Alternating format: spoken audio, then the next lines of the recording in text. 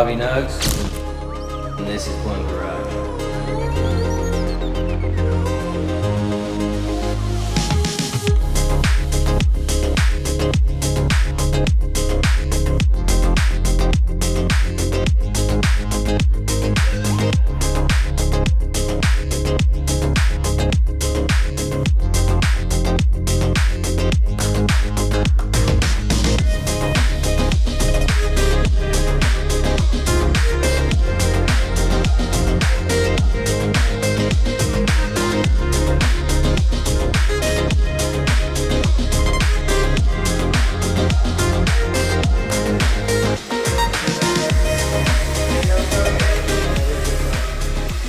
This is my 95 R33 GTR.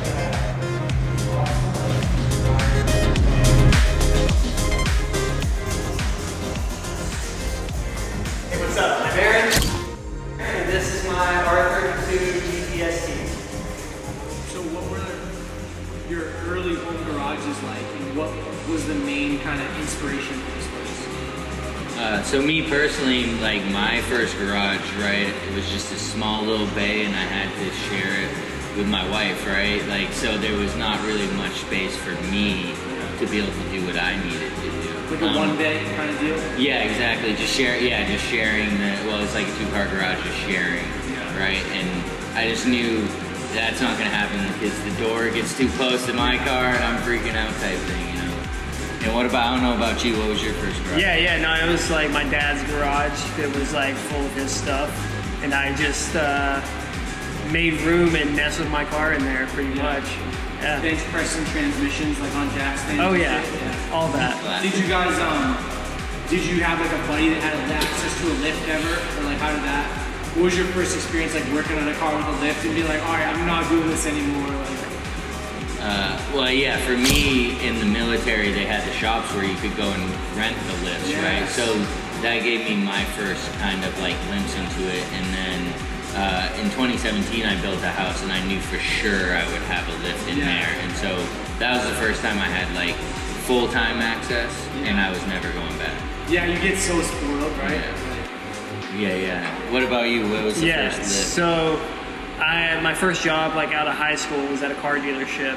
So they had a plenty big shop and plenty of lifts, and I was fortunate enough to be able to use them and use all the other equipment, whether it's tire machines, alignment racks, all that. So that was cool. So are you guys planning on like just having a space for your own projects, or like taking on other projects here and there? Or? For now, right, we've got plenty of our like own project, but like ideally long run, right, it would be dope to just have like really one like customer car, but like project car beyond our own stuff, right? After we can check off our own boxes, just do something for one guy and you know, that one at a time, right? Because like looking at this place, it reminds me of like a boutique kind of shop, you know, like every once in a while just like churn out some really cool customer car for like, you know, the right clientele kind of thing. Right, yeah, the car you want to work on, not like a car you have to work on. Yeah, 100%. Right. And that keeps it like not the job, because you know they say that, you know, I'm sure you've seen, once you turn your hobby into like a business, you lose the hobby, right? And 100%. So if you could just do like one skyline at a time with not a huge like time crunch, yeah, that would be like hella dope.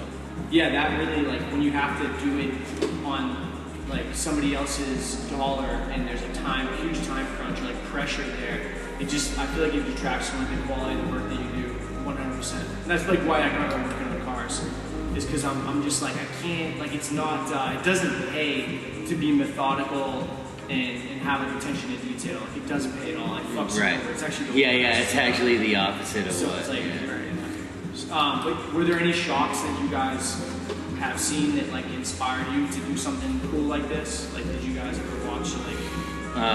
I mean, really, it was like a lot of the shops that we just visited in Japan. You know, like a lot of just like that type of thing, and then more recently, like America-based, like Hoonigan's garages and stuff. Like I like when designing this, we definitely took some cues from like the Hoonigan style, you know, especially with like the vinyl and like their livery styles and stuff. like seeing Jay's Racing, like their shop, and like Type 1, like their whole setup, it was just like sick. And then seeing online, like the Amari factory, the Nismo Amari factory, we weren't able to visit that, but just seeing how they do things, it's like a common thing to take pride in your shop just as much as the work you put out. Right. Like with these high-end shops in Japan. Like when you're organized and like your environment is nice, you want to do like nice work. Right. But don't get me wrong, some of these places with shit piled all over the wall, they still and can turn them out. they can turn them out, and it's sick, like, but it's just how not they mentally do it. Dude. Right. Like I worked at shops that were like fucking dungeons, and I'm like, yeah. I don't want to be here. But like some of these places, like you see the parts that got stacked on the walls or like whatever, and you're like, oh, okay, well, it's kind of cool stuff, and it's probably came off that car that they're working on. Like, you want to give them the benefit of the doubt. I think it was the place that built like Tsuchiya's A86. I forget the name of it, dude. I want to say it's like Techno Square Tuning or something, but I might be thinking of Techno Toy Tuning. But it's like that. It's just like boxes of shit stacked on top of everything. They just churn out one of the most like iconic like A86s ever. Right. It's kind of crazy. Yeah, and it was like some shops were like that, some shops weren't, right? It was just like I don't know the types of people, you know, but they all were skilled regardless. Yeah, I mean, we just really wanted a nice place that we were proud of, right? And we also were trying to set like the bar, especially in this state, like where a lot of people will just do it, right? They maybe think like it's the best that they could do, but maybe they could step it up. And so now like they can have something to look towards, like, oh damn, we could do it like that, like why aren't we, type of thing, you know? So, is there anything like from doing this, having this build? Is there anything that you learned that you'd like to do differently? Like if you were to do it over again, kind of thing, or? That's like a good question. I mean, I don't know. I don't think we're really deep enough to like totally go after that, because we're like 3 months deep into like the completion, you know, but.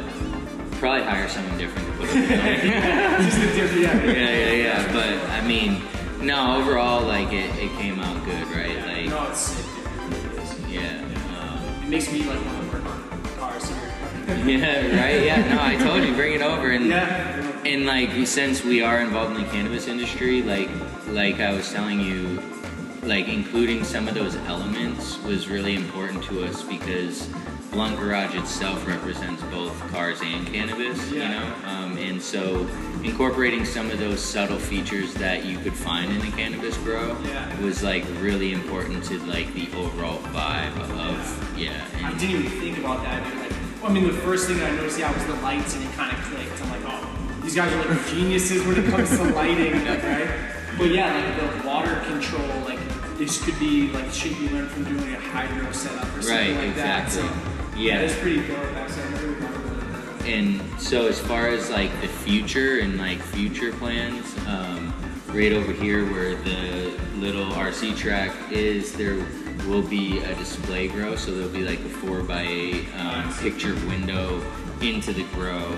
And so while we're working on the cars, there's literally a grow in the background doing its thing. That's and sick. So that really ties it in, you know. Dude, something about seeing like plants in a shop, in a work environment, is so nice. Like, it really is. There's this lady in California, and she has a shop where she only fixes Priuses, but it's like a really, like Priuses in like San Francisco, right? There's like a fucking million of them.